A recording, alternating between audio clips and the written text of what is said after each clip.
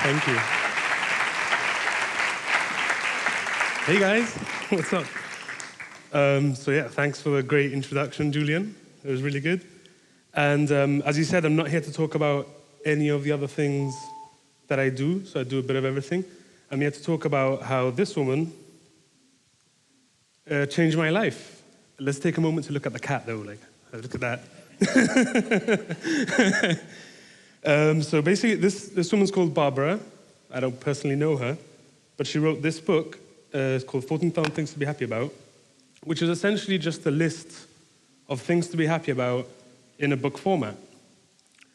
And discovering this book and discovering the whole things to be happy about thing with this Barbara woman helped me curb my anxiety and be a lot happier. But first we have to go back to 2010.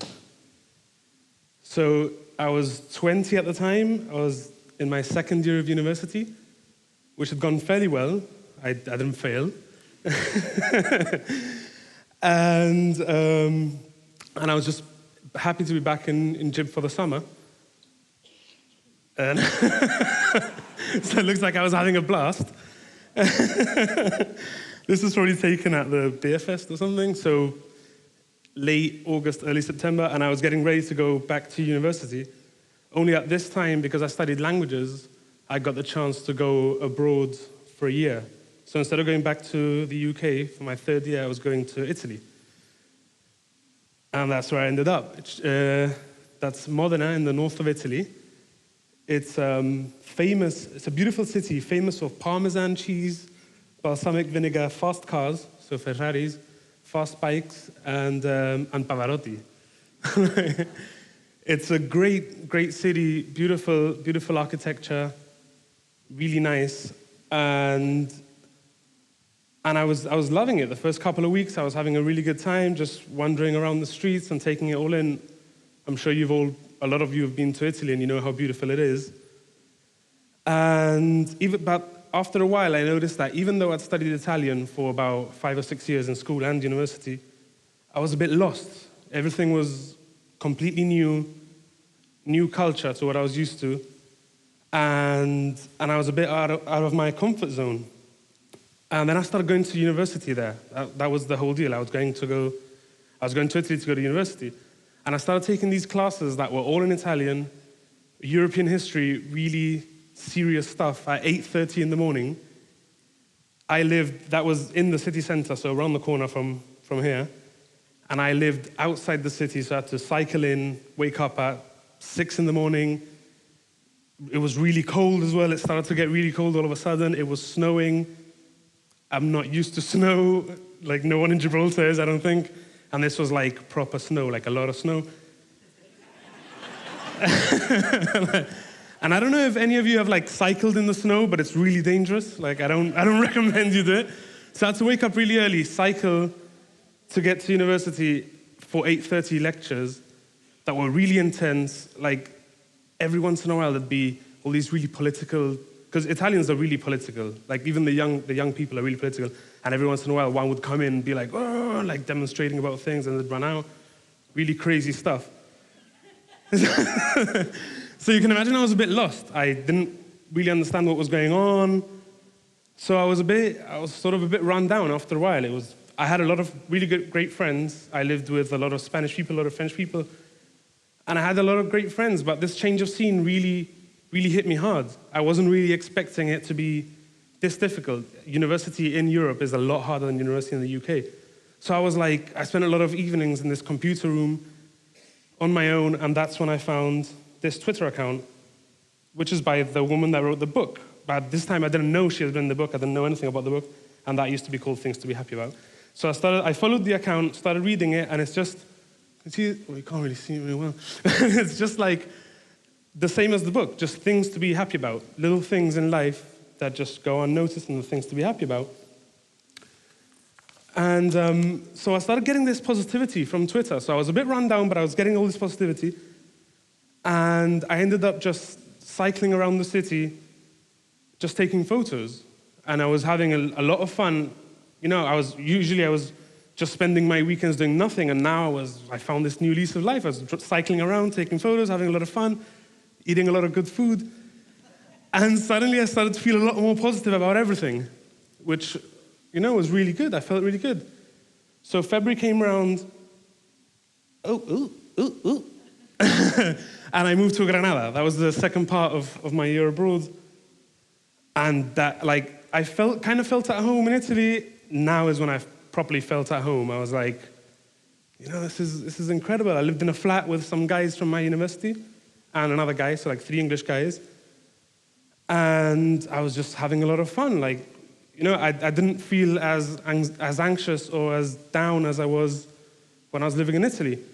And I think that shows in this picture that you got a little glimpse of earlier on. See my mate there. In this picture, we were in Formula One where they do shh with the champagne? We were doing that with cider off a 5th floor. So I think, you get an idea that was pretty much the picture at the beginning of the talk when I was with the beer, having a lot of fun. I was feeling a lot better. It was so good. This was all my anxiety had gone pretty much. And I was just really positive. And I was having a lot of fun. But unfortunately, that year ended, and I came back to Gibraltar for the summer, and then I had to go back to the UK. But I was quite positive to go back. I had this really negative image of my time in the UK. The first 2 years, I was a bit I wasn't very sociable, and it was a bit difficult. And now I was looking forward to going back. I was looking forward to figuring things out again, and it was one of the hardest years as well. Your final year is the hardest year in university, but I was still looking forward to going back. And so I went back to Portsmouth, which is where I lived the first 2 years of uni. And it was a huge turning point because I had figured out that Twitter account was actually a book. I didn't know it was a book until then. So the first thing I did was I went on Amazon, bought the book, and I was reading this book all the time. And it was just making me think of ways of being happy, just appreciating little things. And although final year, as I said, was a lot of work, I spent a lot of time as well discovering art and discovering places and going to see things. And I actually spent a lot more time doing art than my actual work. I studied languages, so I had nothing to do with the art.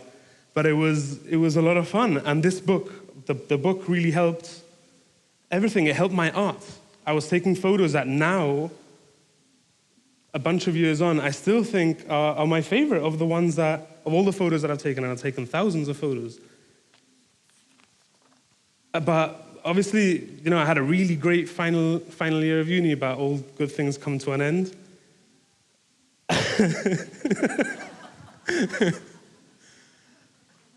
I don't actually know where the original of that is. I've just got this one that I edited. I don't know where the original picture is. I've got a print, but I don't know where the digital one is. So I graduated in July 2012. And I thought, what's the next step? And I thought about doing a master's, and then I thought, I'm going to give myself some time to think. I'm going to go back to Gib, and maybe take a year out, maybe do a master's, or maybe just get a job. And I had all these ideas of I'm going to get a really creative job, because I'd spent a whole year being really creative and doing a lot of cool things and meeting a lot of cool people. So I decided I'm going to come back and maybe take a couple of months of break after studying so hard before I started actually doing a job hunt. And before I knew it, it was 2013. So I finished in July, and I'd been bumming about, taking photos, And at the beginning of 2013, I found a really boring job. I gave up thinking that I was going to get a really, really good job, really motivational job. I ended up getting the worst job. I was in a really boring office with people that weren't motivated, which was not working. And that is when... that was probably rock bottom, because I was I don't want to work here. People who are working with me don't want to work here. Everyone's just having arguments the whole time. There was no work to do. I was getting paid for sitting and doing nothing. And I was trying to stay positive and staying active, and after work going and taking photos, but nothing was really working. I wasn't feeling fulfilled. And I had completely forgotten about this book that made me feel so good.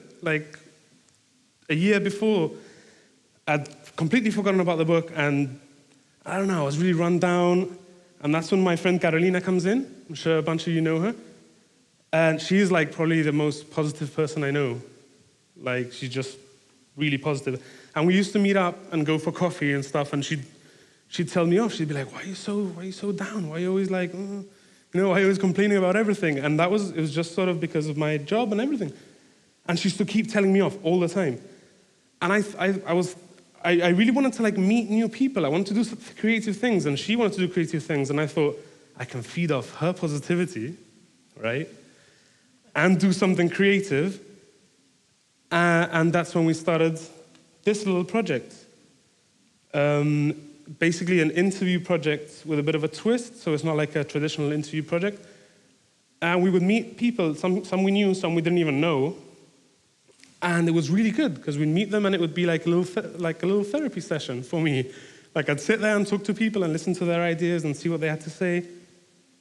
And it was around this time that I kept telling people about my crappy job, and I kept telling people about this book. And it's when I thought, why don't I just go back to the book and start reading it again, right? So I started getting back into it, getting back into like the idea of thinking about positive things. And at the end of 2014, I found another job. Great job. My boss is somewhere here. Great job.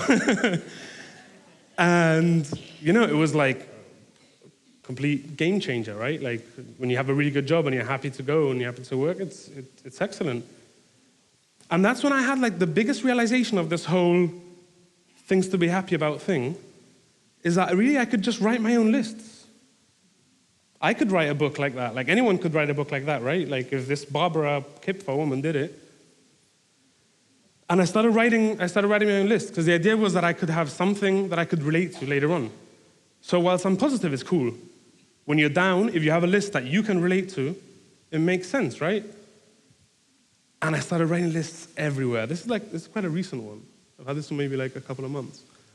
But I've had lists on my iPad, on my phone, in my MacBook, in notepads. I find notepads everywhere with things, the bits of paper, and I'm constantly thinking of positive things, which is incredible. Like, it sounds kind of silly, And if you read some of these things, I don't know if you can read them.